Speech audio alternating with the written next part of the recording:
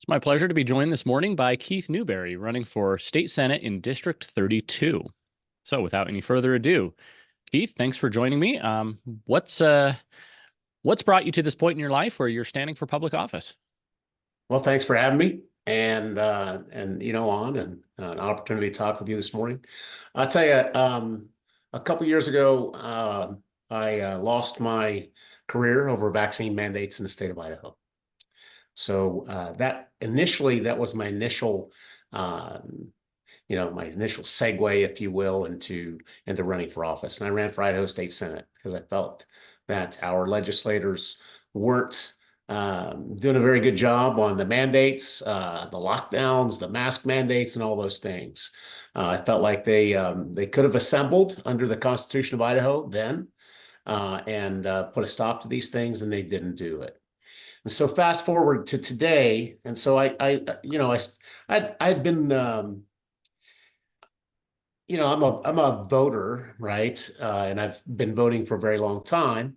And I keep seeing, more spending, more government spending, more spending, and more spending, right? Deficit spending types of things. And so that was one of the other things that I've been concerned about for a long time, right? And so fast forward to today, I still see it, right? We have a legislature that many of them represent themselves as conservatives, and then they go in there and they vote, and they don't necessarily vote that way.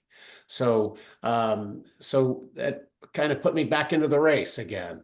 I'm concerned about the deficit. I'm concerned about inflation, um, and all those types of things that I think most of us are concerned about. I mean, you look at groceries, for example.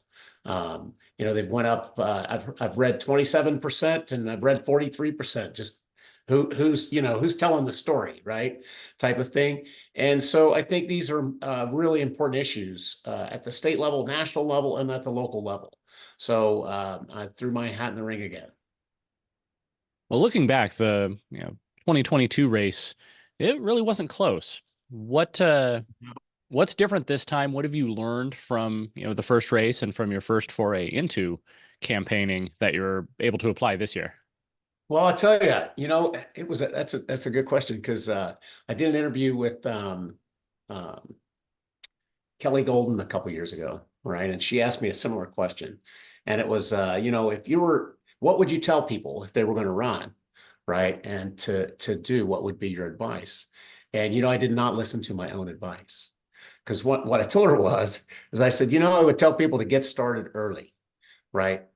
Make your decision and get started early. And I didn't do that. I waffled on this, right? On whether I was really going to run or not. And I really waited until the last minute.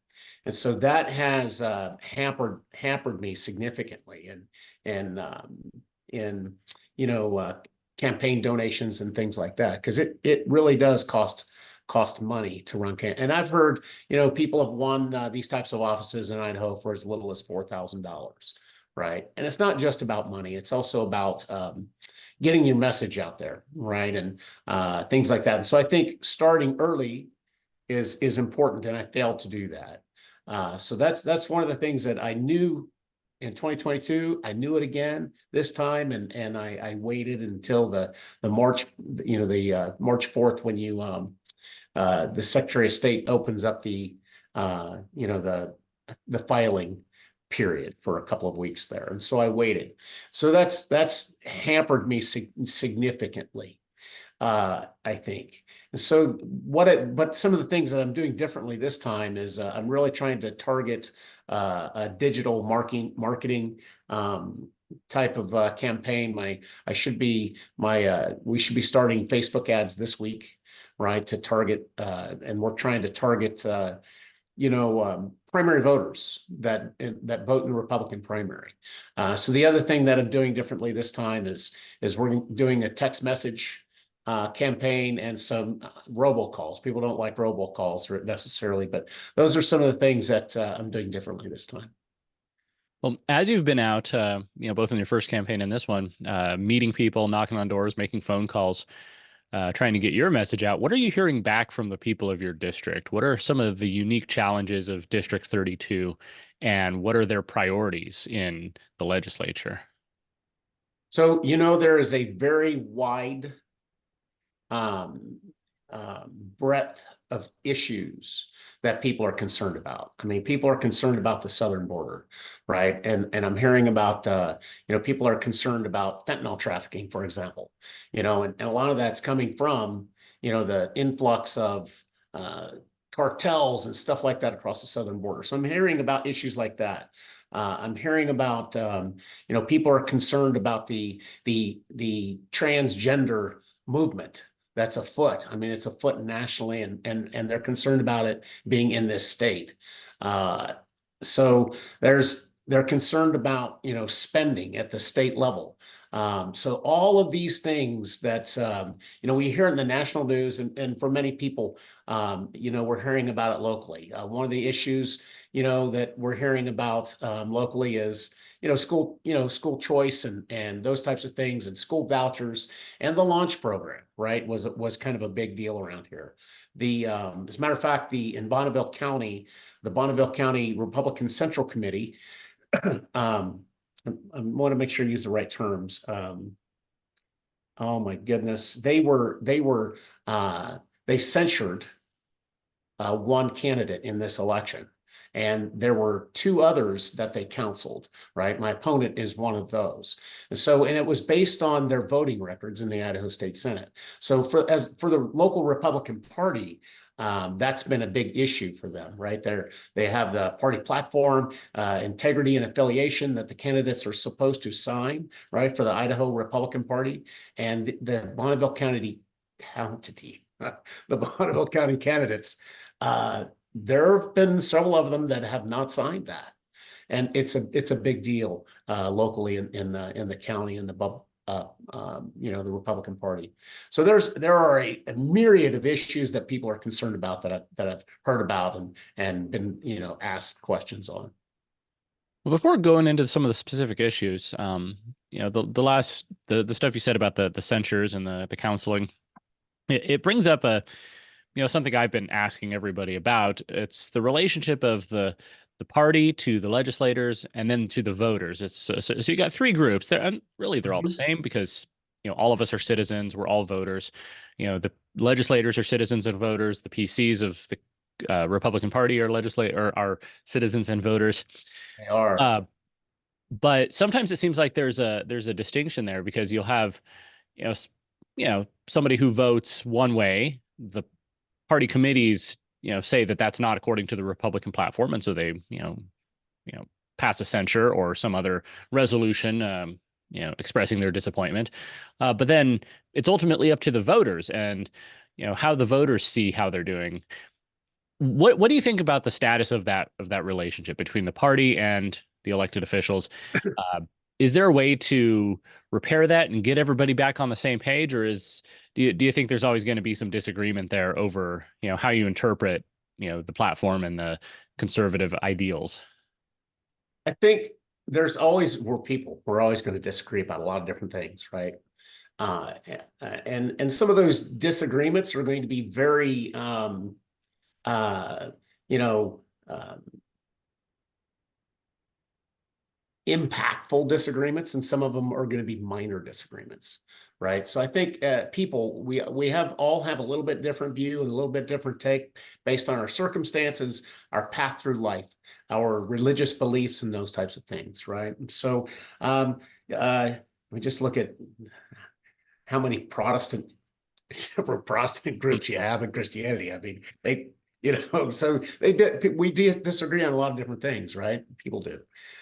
So the relationship between the central committees, the party platform, I generally think that you're running as a Republican, and you're representing a brand, right? The Republican Party is a private group. It's not a public group, and so you're representing that brand, if you will, right? And so I think generally speaking, um, if you're going to represent that, then you should um, value those principles and those ideas that the platform represents. Now, there's going to be nuances to that, right? There's always Like, just like I was saying before, there's always, a little bit of disagreements. Well, but I think this is okay. For example, I don't have a specific example for you. I'm just generalizing. Mhm. And to the voter, the Republican voter, especially during the primary season, those things are important to the people that go vote in the Republican Party. Now, there's a wide um,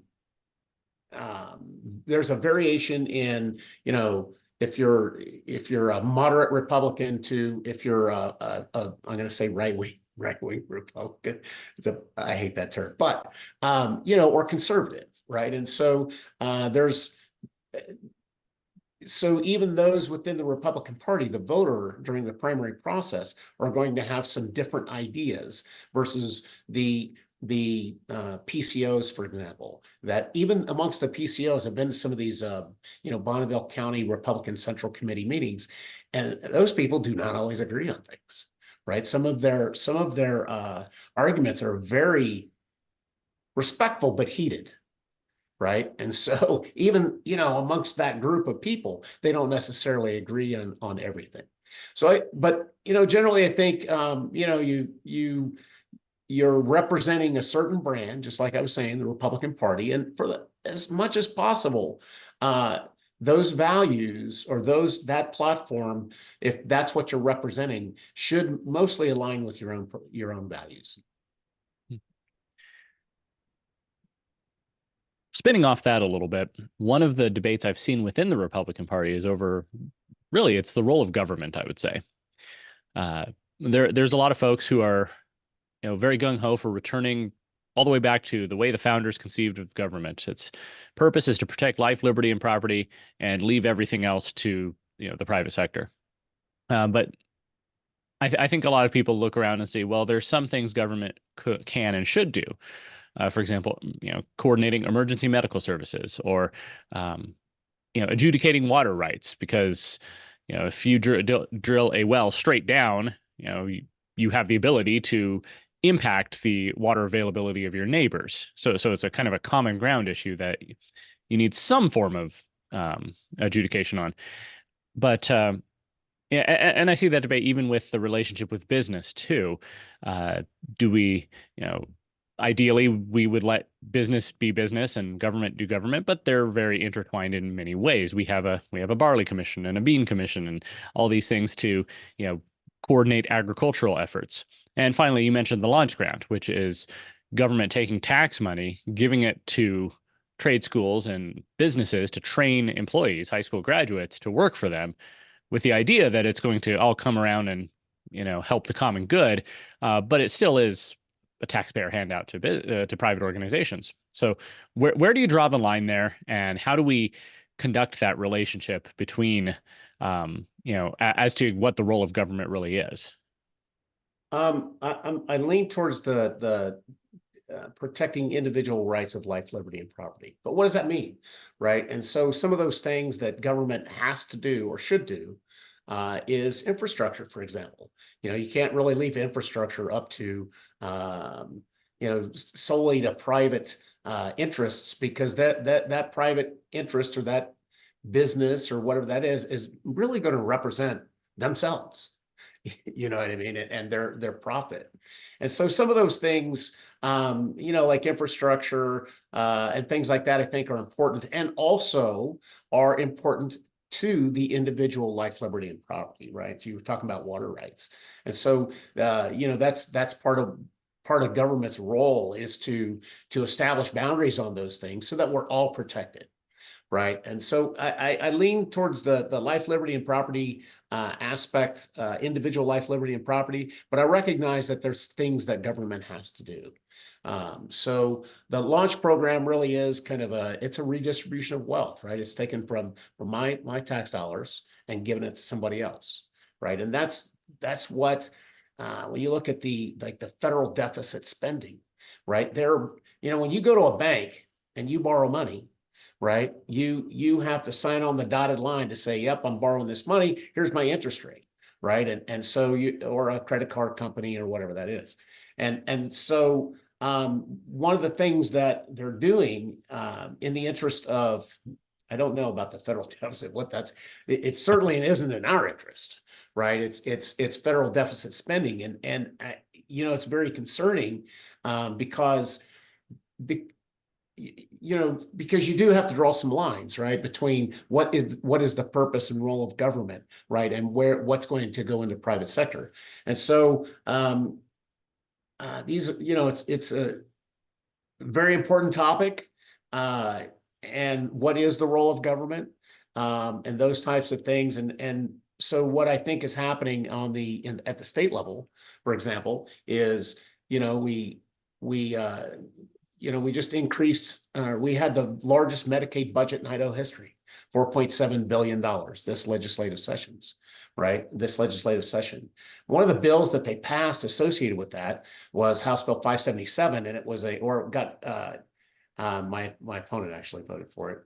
I have to go see if it actually passed, but it was a Medicaid bill, right? And so what it does is it takes the provider tax. So somebody goes in for whatever it is, a health checkup or whatever that is, and there's a certain bill associated with that, right? A certain amount of cost. Sorry, I get a bill, in the mail. So there's a certain cost associated with that. And so what they did is they said the provider tax, that if whatever's not covered by Medicaid, then the provider actually gets their tax money back to pay for that. Right. And so it's a scheme. Right. And so I think that we need to really look at some of these things, define what the proper role of a government is, and then hold our legislators accountable to that. So again, before we get to some of the other issues, you have a unique history in that, you've been working with nuclear power all your life, correct? I have, yeah. Yes. We always talk about energy, and we've got hydropower here, but they're talking about breaching the dams. They want to put in solar farms and wind farms, which in my opinion are not very efficient and are just boondoggles.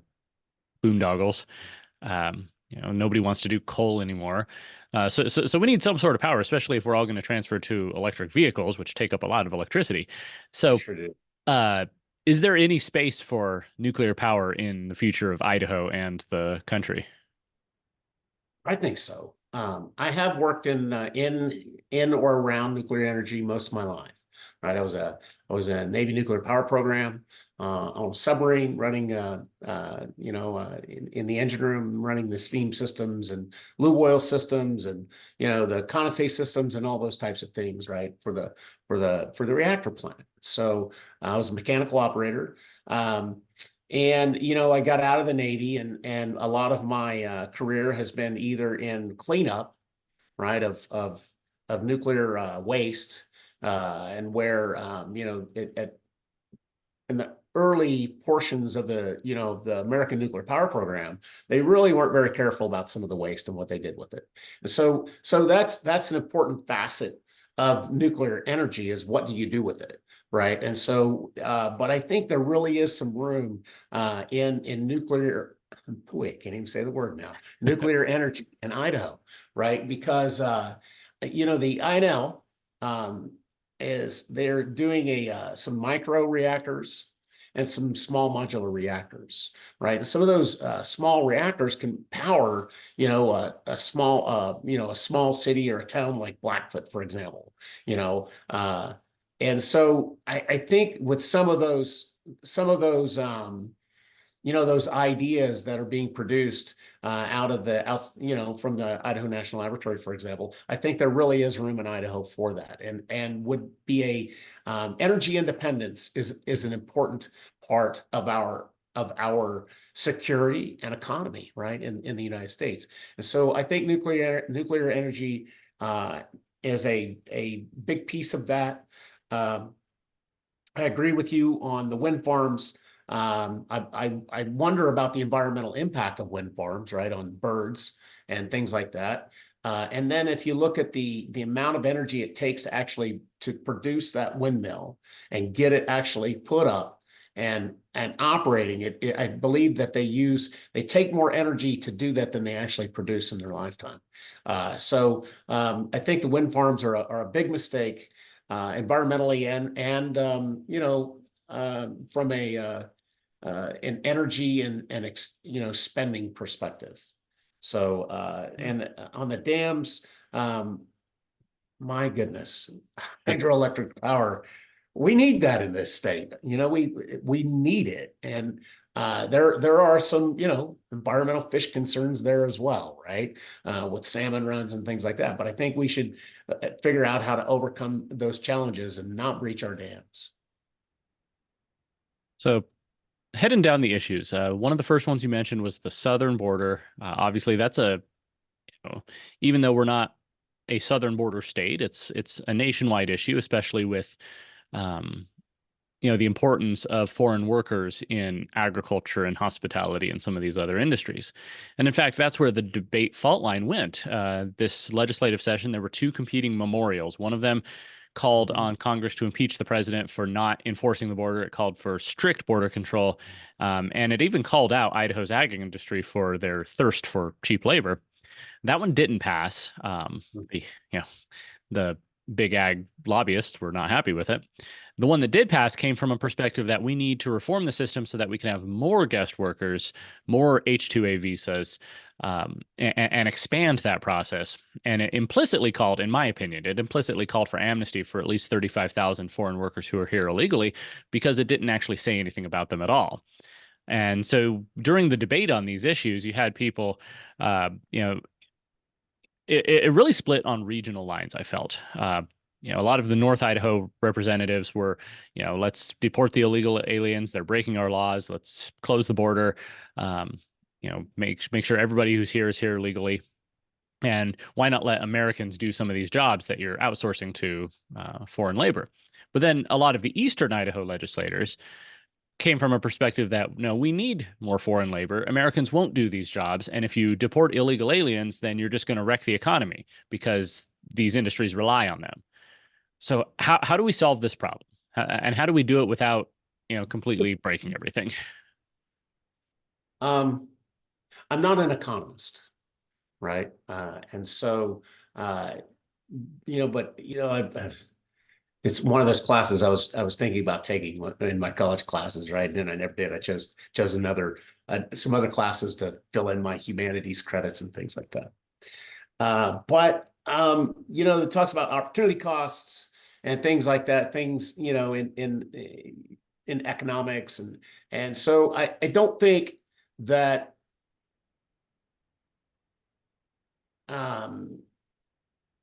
removing those people necessarily breaks the Idaho economy. It changes it, certainly, right? And will can affect dairy farms and things like that.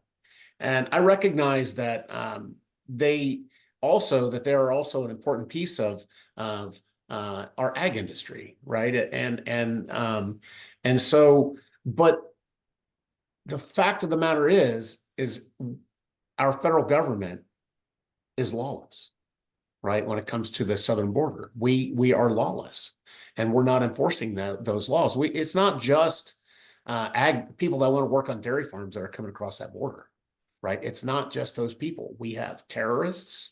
I saw some videos on the southern border of they obviously weren't South American or Latin American peoples that were coming across there, right? And so that is a border that is open, that's bringing terrorists, it's bringing other foreign nationals, Chinese nationals, all kinds of people like that. A lot of them are fleeing, persecution from other parts of the world, but I don't believe that all of them are. I believe that some of them are being brought in intentionally to create chaos in the United States. I mean, you look at some of those in New York City here a few weeks ago. There was some New York PD, and that was, I mean, they were kicking this guy, and they were Latin American or South American people, right? And had this cop down on the ground, and they were kicking him. And I didn't understand why the cops weren't using maybe not deadly force, but more force than what they were using, right? From what was happening there. So the idea that that it's just about economy and it's about dairy farms and ag in the state of Idaho. We need to recognize that there's fentanyl coming across there, there's drug cartels, there's human trafficking, and there are terrorist groups. All those things are coming across that southern border. And so I really lean towards, and by the way, immigration reform is amnesty, I think. I agree with you. And so the Senate actually passed a couple of resolutions over the last couple of terms. They did one for driver's licenses for illegals here. It was a resolution 107 in 2022 or three. I can't remember now the year, but it was for driver's licenses for illegals, right? And we need to enforce our laws. That's what I think. So shifting gears a little bit to money. Money is always an important issue. It kind of makes everything go round. On the one end, you have taxes, which if there's one consistent thing I've heard from people throughout the entire state, no matter which region, it's that property taxes are a very big concern for a lot of people. Unfortunately, property taxes aren't even really a state issue because they're levied by local governments, counties, cities, school boards. County commissioners are really important. Yeah. So is there something that the legislature can do? Something more? Obviously, last year they passed House Bill 292, which took a chunk out of property taxes. Is there anything more that they can do to reform, abolish, fix, do something with property taxes? I think there's things that the legislature can do on property taxes. There's lots of different ideas, right, on taxes and things like that. I mean, flat tax, for example, right, versus having a property tax, or an income tax, things like that. So I think looking at other states and how they've implemented some of those things and looking for successes and modeling some of those things, I think is an opportunity. I was at the Bonneville County candidate forum last night, and one of the candidates talked about relieving property tax on seniors, right? Their house is paid off, they're retired. Should they pay property tax, right? Because ultimately, if you have a property tax like that on your dwelling place, right, your land and your dwelling place, if you don't pay that tax, the county takes that, right? And so in essence, in a way, it's never really yours, is it? And so I think there's some things that the state can do, like, for example, one of the ideas was, get rid of property tax on seniors that have their houses paid off. I think it's a good idea to look at that, especially when they're, for most people, they're on a fixed income now, right? And there's folks that have really done well and saved well for their retirement. And there's some people that, maybe they didn't do quite as well, and they really are on a fixed income and they struggle with that. So I think that's one of the ways that we could look at property tax. In some cases, the state said, well, we gave you a tax break, but really what they did was a rebate, right? So it's a temporary tax break, right? It's you go give this rebate, and actually goes against the state's spending. So overall, there's some other ways that we could relieve, because what we're talking about is inflation, right? We're talking about Idaho is growing. So you have a couple of things that are happening. You have high inflation that's largely caused by deficit spending at the federal level, and from the states themselves that are taking federal deficit dollars, right? And so the dollar is weak. I think we've lost 80% of the spending power since like 2000 of the spending power of the US dollar, right? And so it's not just that it's one of those things where it looks like property values are going up and going up and going up. Really, what's going on is, the dollar is just not worth anything. right? And so one of the things that, from a tax perspective, that could be relieved on people is let's abolish the grocery tax, right? I mean, you to eat, you have to, the government taxes you, right? And that's kind of crazy. There's I mean, I've heard the number of 8 states. I thought it was actually 13 states. Idaho is one of 13 is what I thought I read. Maybe it's 8 now because I heard that last night, that has a grocery tax, right, in the United States. So I think there's some opportunity to help people deal with inflation there, Hmm. that the state could actually enact and work on. Now, switching sides to the other side of money, uh, spending. Obviously, government spending has increased pretty dramatically, uh, more than 50%, I think, since before COVID. But a lot of that was driven by federal money, ARPA funds, and such, which are starting to expire, which meant that this year they only went up like 1.7% or 1.6%. I heard 1.7 is what I Yeah. heard. Yeah. However, so there's all sorts of issues with spending. The fact that it keeps going up, what exactly they're spending money on. They've been finding that the Department of Health and Welfare has been misallocating funds that the legislature I heard appropriated that with, also. and also the fact that more than 40% of our budget comes from the federal government, and all those come with strings. Essentially bypassing the 10th Amendment, and telling us what we can and can't do. So, where do we even start on that? Because, you say, okay, we're going to go into office, we're going to cut the budget, we don't need this, we don't need that. But then every single line item, and this is something I've noticed watching the legislature, every single line item has a defender, somebody who says, no, this is important. You can't cut this. People rely on this. It does an essential service. So where do we even start? It goes back to the role of government, doesn't it? Mhm. It really does. And so, I was listening to a speech by Senator Scott Herndon, right? And he was doing a speech in front of, I think it's called the Pachyderm Club. I had never heard of him. But he was talking about that, and he's part of the JFAC committee. The JFAC committee redid their rules, right? So that, it could be a little bit more transparent. And I don't completely know how the JFAC committee works. I have to tell you, I'm a little bit ignorant on that. So, but that was one of the things he was talking about, is some of this spending has been in place for 10 years and nobody's went back and looked at it.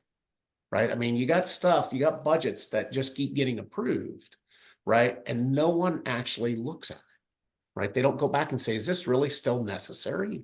Right. And so I think analyzing each piece of that and what that spending is and what it's for, right? And whether it really is necessary, right? Because there's always a defender, just like you said, well, no, we got to have that money, um, so I think there's some opportunities there. I suspect you could probably, just by looking at every single expenditure, right, that the state makes and analyzing all that, I bet you could cut 20%, just looking at efficiencies in spending and what's actually being spent on. And then I did hear about the health and welfare last night. Actually, is the first I heard of it, and somebody was talking about it. I hadn't had a chance to go look at that to see what happened there. So yeah, the budget from 2019 to 2024 in Idaho has went up 54%. 54%, right? And so that's spending, and this year was a $1.5 billion increase, right? So it was like I heard like 1.6 or 1.7% also. But it's still another increase in spending, right?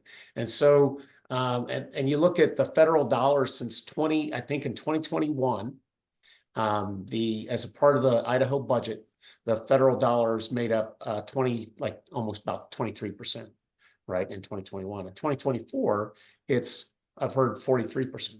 So it's went up 20% since 2019, right? Or I'm sorry, since 2021.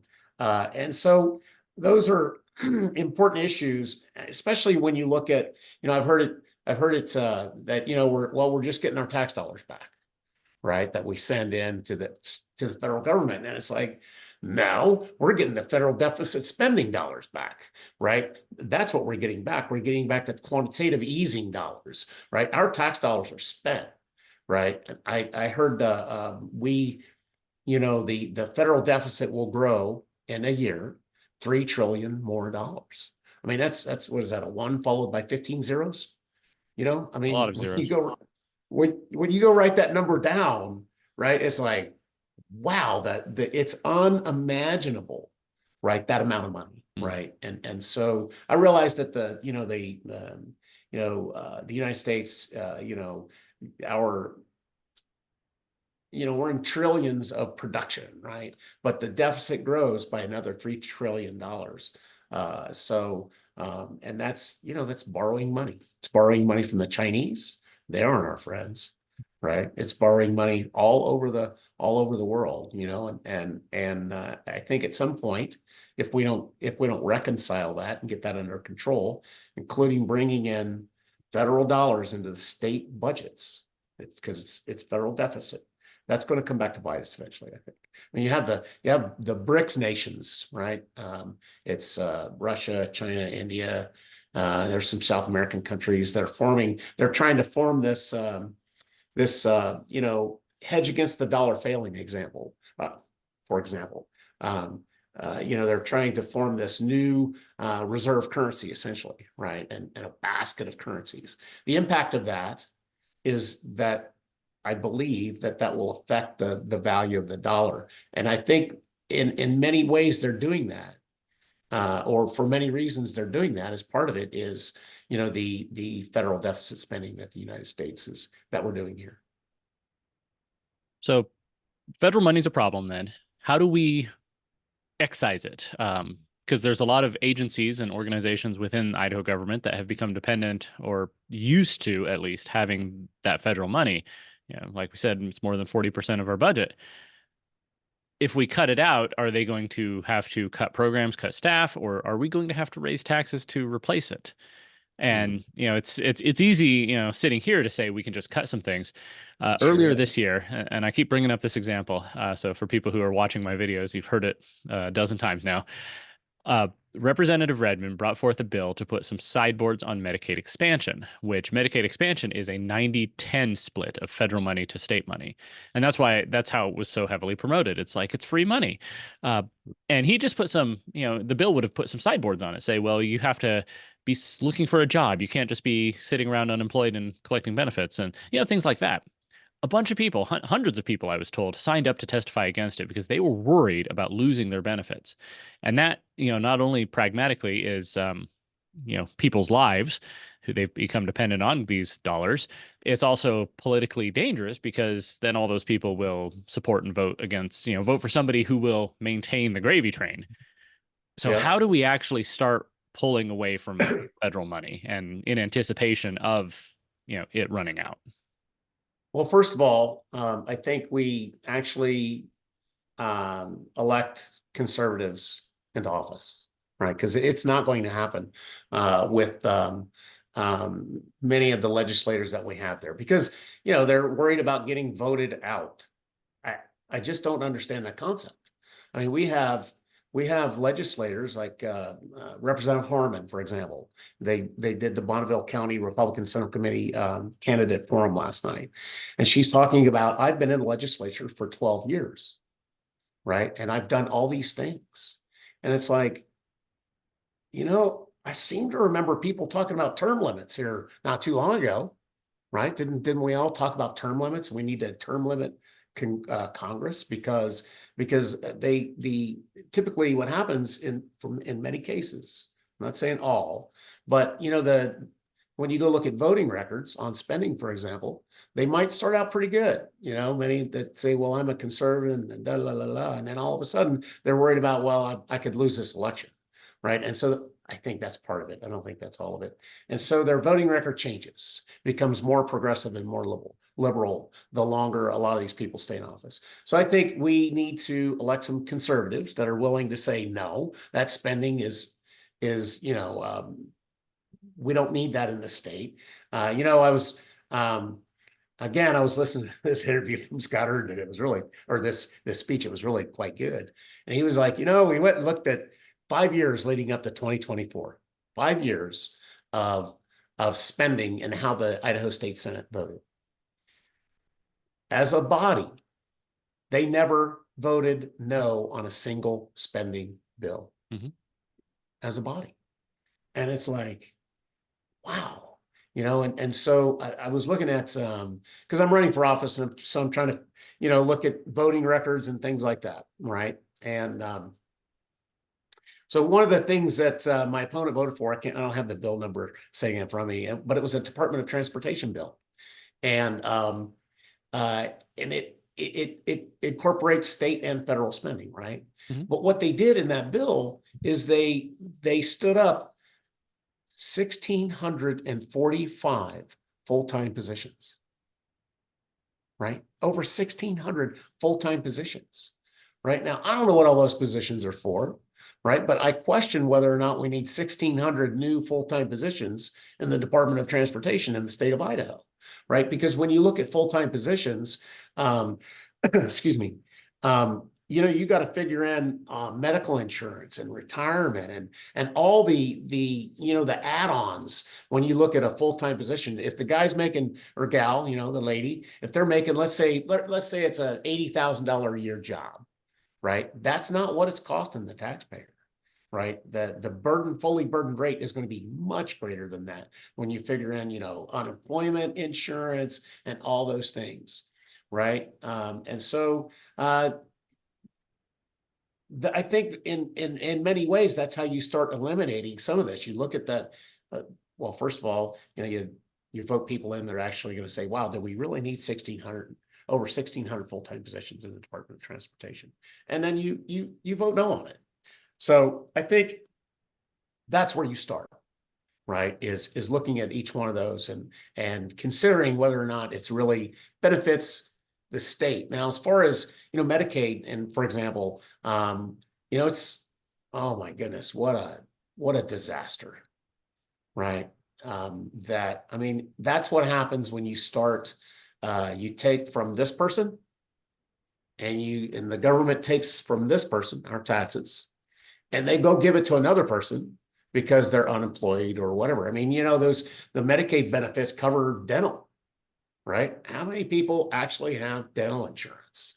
It's a hard thing, to the money that, for example, that I pay each month, right? Because I have a job, in medical insurance, right? And I'm paying a lot of money for that, and so is my employer. And so I think that there needs to be boundaries on things like that. And I would support them. Well, I've appreciated the time you've taken to talk with me today. Are there any other issues that we haven't covered that you want to, or just closing thoughts? Closing thoughts. Thanks for having me on. I really appreciate it. An opportunity to speak with you today. I'd actually subscribe to the Gem State Chronicles, and I'm getting your newsletter. It's like, so there's some interesting perspectives in there. I've read a few of them, and I'm like, okay, that's an interesting idea. I don't want to go into them right now, but I appreciate it. I get Idaho Dispatch also, and so I think it's important, the things that people, Gem State Chronicle or Idaho Dispatch or the Chubbuck, the Chubbuck Observer, right? These are small,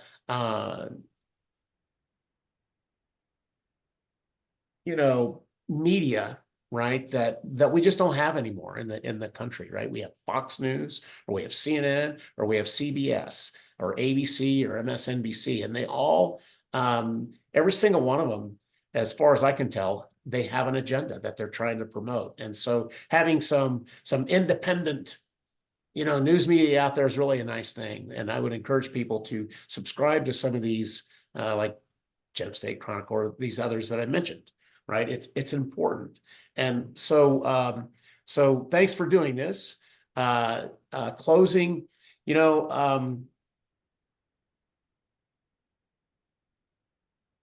we really do need to recognize the people that we're putting into office and what they actually represent. Right? We need to recognize what they're representing. And I think voting records are very telling, right, of what they really support. And so when I look at these local legislators here in this county, they vote for a lot of spending. They really do. And they don't, that's not what's coming out of their campaigns and what they're talking about. What they're saying is I'm a fiscal conservative, right? Uh, and so, or a limited government, and so my opponent, that's what, when I look at his Facebook ads, that's what I see, right? And so, but when you go look at records, you see a $4.7 billion largest Medicaid budget in Idaho history, an increase in state spending of another $1.5 billion, right? And so you start looking at those records and what these candidates have supported, and you have to ask the question, is this a limited government fiscal conservative candidate? And the answer is no, right? The answer is no. And so there are very important issues, I think, and we as as Idahoans in the state that we need to address and think about. Keith Newberry, candidate for state senate in District 32. Thank you.